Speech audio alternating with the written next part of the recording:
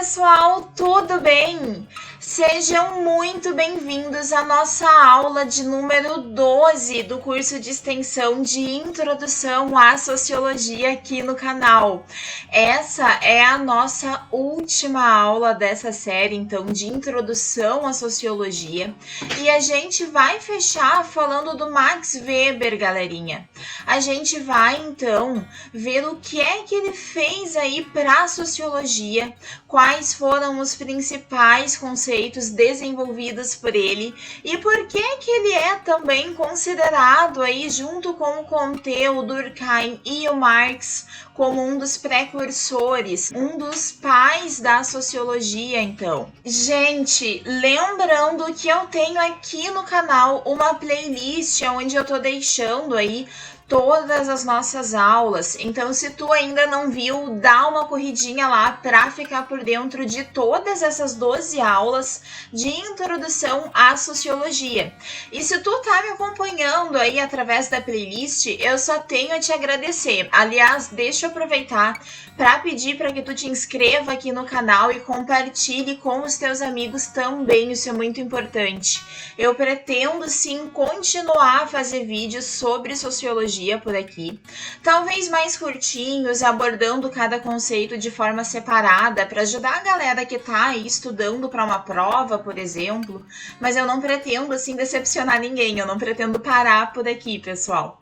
E, gente, lembrando que toda essa série aí das 12 aulas, elas fazem parte, então, do meu estágio obrigatório para minha licenciatura em Sociologia, através lá do Centro Universitário Internacional Uninter, galera. O meu RU da Uninter é o 2478514 e o meu nome é Tuane Graciele Knopf-Kunz. Eu sou do Polo, galera, aqui de Novo Hamburgo, no Rio Grande do Sul. Gente, nas nossas aulas passadas, eu fiz então essa divisão aí em tópicos principais e nessa aqui então, que é a nossa última aula dessa série, não vai ser diferente, gente. Então acompanhem aqui comigo o tópico 1, quem foi Max Weber? O tópico 2, o conceito de ação social e a sociologia compreensiva. O tópico 3, os 4 tipos de ações sociais. O tópico 4, os 3 tipos de dominação. E para fechar, então, o tópico 5, a jaula de ferro da racionalidade. A gente vai começar, então. Prepara papel e caneta se precisar, fica à vontade para ir pausando ou acelerando o vídeo. Não sai do lugar para não perder nenhum detalhe. E vamos lá! Galera, olha só. Primeiramente, eu quero lembrar, então, que assim como Auguste Comte, o Émile Durkheim e o Karl Marx, que nós já vimos lá nas nossas aulas passadas, o Max Weber também foi um dos fundadores, um dos pais e precursores aí da nossa sociologia. A gente vai ver aí que a forma de análise dele foi sim bem diferente do que já era pretendido na sociologia em desenvolvimento naquele momento. É bem interessante a gente conseguir notar aí essas diferenças e até fazer mesmo essa comparação entre eles. Pessoal, o Max Weber, ele nasceu em 1864 em Erfurt, na Prússia. E a Prússia, naquele momento, era um reino alemão. E ele faleceu, gente, em 1920, com 56 anos de idade, em Munique, na Alemanha. Gente, nós temos atualmente a noção de que o Max Weber foi sim um dos mais influentes pais da sociologia para as análises atuais que nós temos da sociologia, da forma como ela é abordada hoje. Mas lá, durante a vida do Max Weber, ele foi extremamente criticado pelos pares dele, ou seja, pelos outros estudiosos aí da sociedade, pelos outros sociólogos, historiadores ou filósofos também. E isso, gente, porque o foco do Weber não era transformar a sociologia em uma disciplina como era lá na intenção do Auguste Comte e do Émile Emil Durkheim, que eles buscavam uma legitimação aí do método de análise científico da sociologia através lá do positivismo, que acreditava que algo só era verdadeiro se pudesse sim ser comprovado cientificamente. E tudo aí que fosse comprovado cientificamente poderia ser, segundo eles, utilizado para melhorar a sociedade. Claro que o Weber também queria que todo o estudo da sociedade fosse aí realizado de uma forma bastante rigorosa.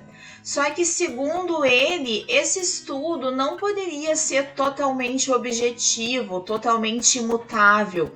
Ele nunca seria igual ao estudo realizado nas ciências da natureza, por exemplo, que era aí o estudo utilizado como base pelos outros precursores da sociologia.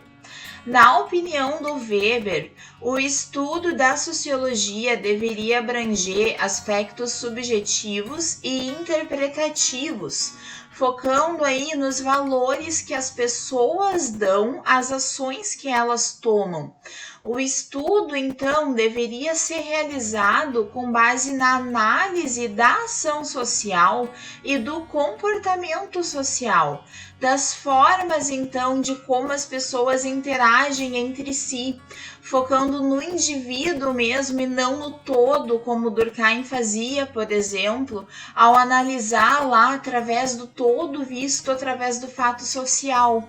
Essa abordagem aí mais interpretativa do Weber é justamente aí o contrário desse estudo mais objetivo e amplo da sociedade como um todo.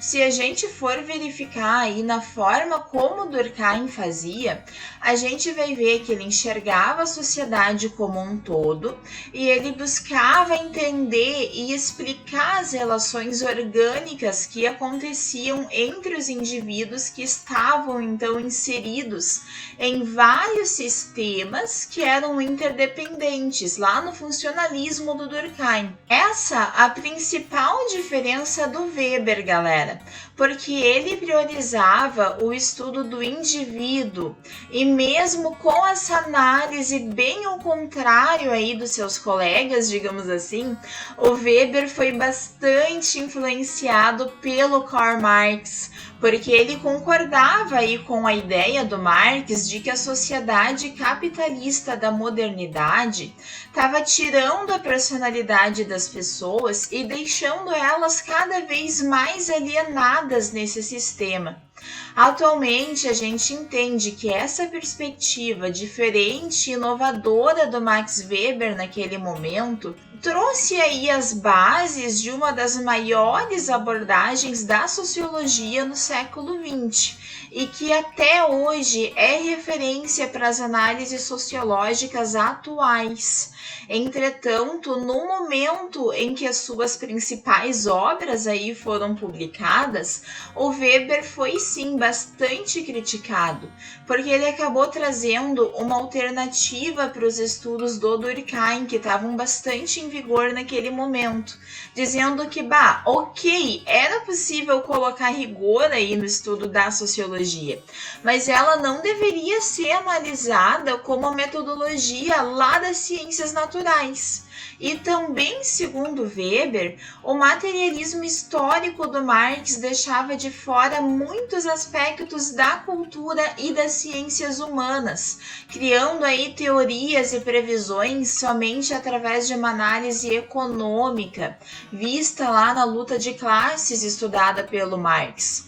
E por causa dessa perspectiva do Weber, alguns críticos discordavam das ideias dele, porque elas acabavam sendo vistas então como fracas, como sem a objetividade, sem o rigor científicos necessários. Galera, com isso, a gente já consegue ter, então, essa noção de que a teoria sociológica do Weber é contrária à teoria desenvolvida pelo Emil Durkheim. Vejam só, na visão do Weber, não existem fatos sociais, mas sim resultados das ações sociais dos seres humanos, que devem ser compreendidos, então, para que seja possível explicar o mundo social e essas atividades sociais, sempre enxergando aí do ponto de vista dos valores, do sentido para as ações sociais. E aí o Weber também defende a ideia de que o sociólogo deve tomar uma posição neutra em relação ao objeto de estudo dele. Outra coisa que a gente nota é que, ao contrário do fato social lá do Durkheim, as ações sociais do Weber, elas são individuais e temporárias. E cabe ao sociólogo observar essas ações e organizar e classificar elas. E aí, gente, surge o problema de já existirem uma infinidade de ações sociais possíveis, já que as pessoas individualmente podem agir de infinitas maneiras. E por isso, pessoal, o Weber acaba desenvolvendo um padrão de correção para essa classificação, que seriam então os tipos ideais segundo Weber, que funcionam então como balizas para que seja possível estabelecer um comportamento padrão. Esses tipos ideais de ação social não existem de verdade de forma pura nas pessoas, porque eles são perfeitos e imutáveis, mas existem ações que aproximam ou afastam as pessoas dos tipos ideais. Então, os tipos ideais de ação social são utilizados aí pelo Weber como um instrumento metodológico da sociologia dele. E aí, gente, na metodologia do Weber, ele classifica em 4 tipos diferentes de ações sociais, sendo elas a ação social racional com relação a fins, que é uma ação social para que se possa atingir alguma finalidade, como, por exemplo, a ação social ser o casamento, com a finalidade, então, de constituir uma família. Já o segundo tipo de ação social é a ação social racional com relação a valores, que é pensada pelo indivíduo com a finalidade de atingir algum valor moral, procurando ter essa moralidade, então.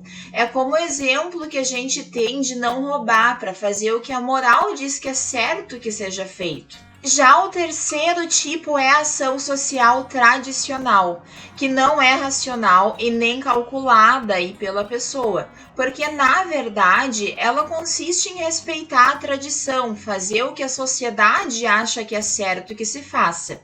E o último é a ação social afetiva, que também não é racional, mas sim motivada por sentimentos, galera, como por exemplo o amor e a paixão. Pessoal, além da análise aí realizada através da sociologia compreensiva, o Weber ele também acabou realizando uma análise em sociologia política, onde, segundo ele, existem 3 tipos de dominação, tipos aí de poder existentes para dominar as pessoas, e que para ele possuem alguma legitimidade, então, nessa ação, sendo então, galera, o primeiro deles a dominação legal, que é exercida por meio das leis, como por exemplo através do Estado, com auxílio aí de todo o aparato estatal e as forças policiais e militares junto com ele. O segundo tipo de dominação é a chamada de dominação tradicional, que é legitimada pela tradição, como por exemplo no convívio familiar em sociedades patriarcais. E o terceiro tipo de dominação é a carismática, que é legitimada por lideranças carismáticas, que atraem o apoio das massas com os seus discursos e exercem um poder sobre as pessoas. A gente tem vários ditadores e líderes totalitários como exemplo. Um dos mais famosos aí que todo mundo conhece é o Hitler, lá na Alemanha, galera. Além disso, pessoal, o Weber acabava sim reconhecendo as mudanças positivas que também aconteceram por causa dessa racionalidade, desse regramento aí vindo do capitalismo. Entretanto, ele acaba também examinando os efeitos da racionalização nos indivíduos dessa sociedade moderna. E com isso, gente, na obra A Ética Protestante e o Espírito do Capitalismo, que a gente ainda vai ver aqui na nossa aula de hoje com mais alguns detalhes, o Weber acaba desenvolvendo uma expressão bastante famosa na análise dele, sendo então a jaula de ferro da racionalidade ou da racionalização. E, gente, essa expressão é usada por ele para falar sobre como as pessoas se sentem estando presas nas armadilhas das regras aí da burocracia da sociedade moderna, que já chegou aí junto com o capitalismo.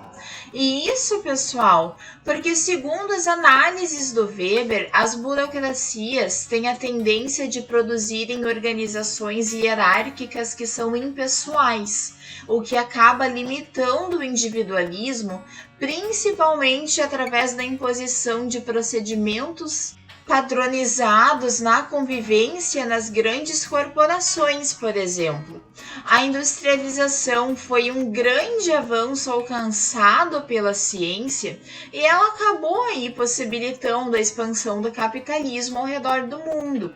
E isso tudo exigia que as tomadas de decisão fossem baseadas na eficiência, buscando aí o maior lucro no capitalismo. Então, apesar dos benefícios e avanços no mundo, o Weber também nota que o capitalismo acabou trazendo um excesso de racionalização e acabou afogando, digamos assim, a cultura tradicional e os valores espirituais dos indivíduos, gerando o que o Weber chamou de desencanto nas pessoas, por causa da perca aí do lado místico e do excesso de controle no dia a dia, baseando tudo em cálculos de tempo para gerar aí a eficiência na realização das tarefas.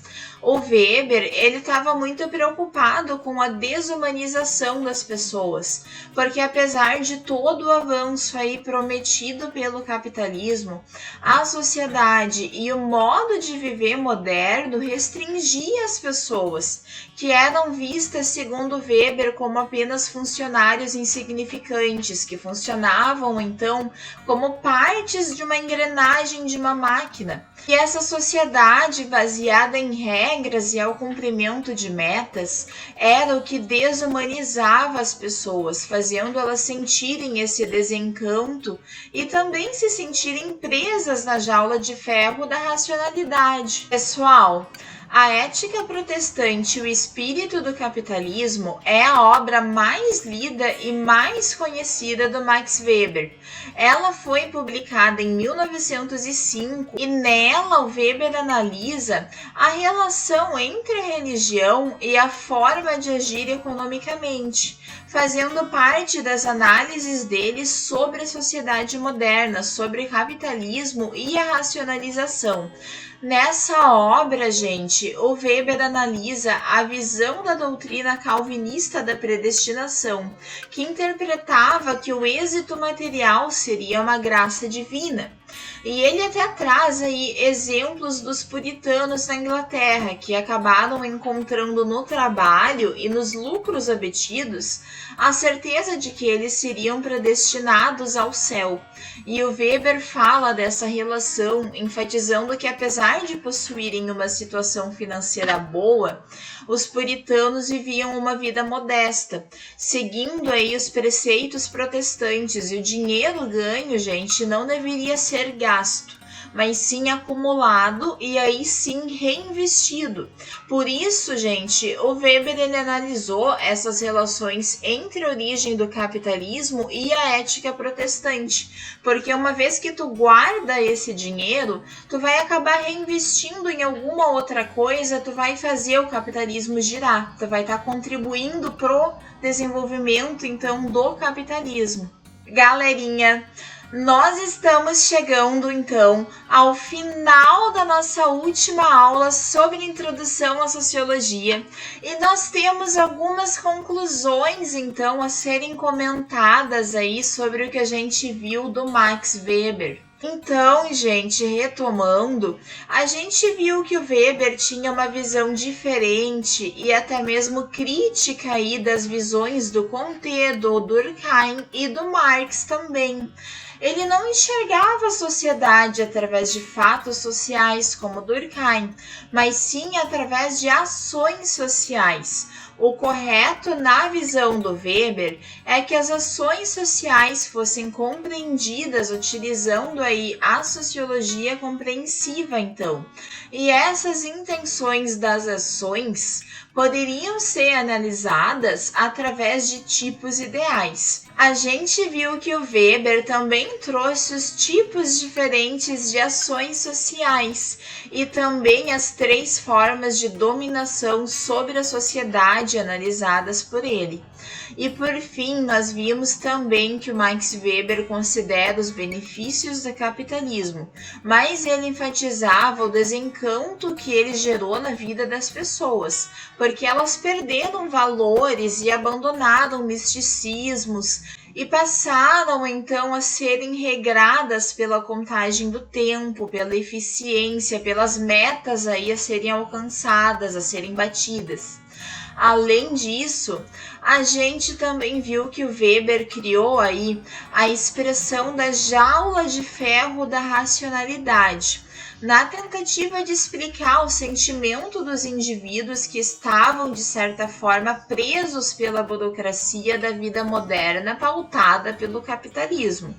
E por fim, a gente viu que a obra mais famosa dele foi a Ética Protestante e o Espírito do Capitalismo, onde ele fala muito sobre o desenvolvimento do capitalismo e a ética protestante também, principalmente dos calvinistas puritanos, que acabaram, de certa forma, contribuindo para o desenvolvimento do capitalismo, já que essa ética deles acreditava que o correto não era gastar exageradamente dinheiro, mas sim, gente, guardar para depois reinvestir.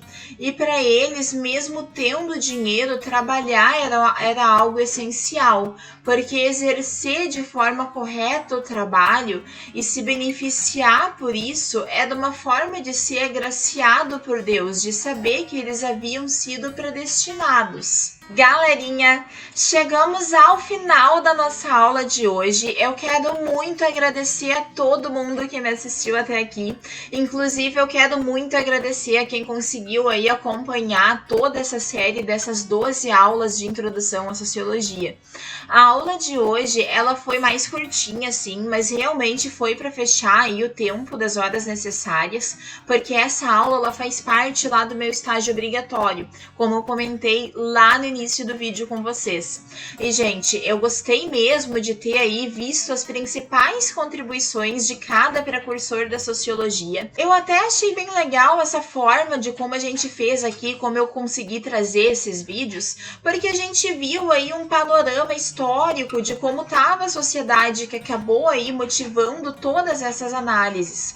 A gente viu lá nas primeiras aulas um pouquinho sobre o iluminismo, sobre a Revolução Industrial, a Revolução Francesa também, que são históricos que fazem parte do que formou o pensamento social desse momento de, digamos que, surgimento aí da sociologia. A partir desses movimentos, os pais da sociologia buscaram compreender a sociedade e buscar melhorias para ela.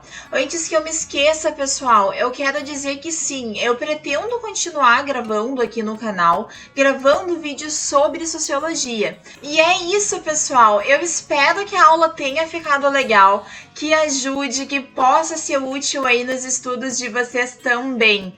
Galerinha, obrigadão de verdade. Por hoje é isso, então, e até a próxima!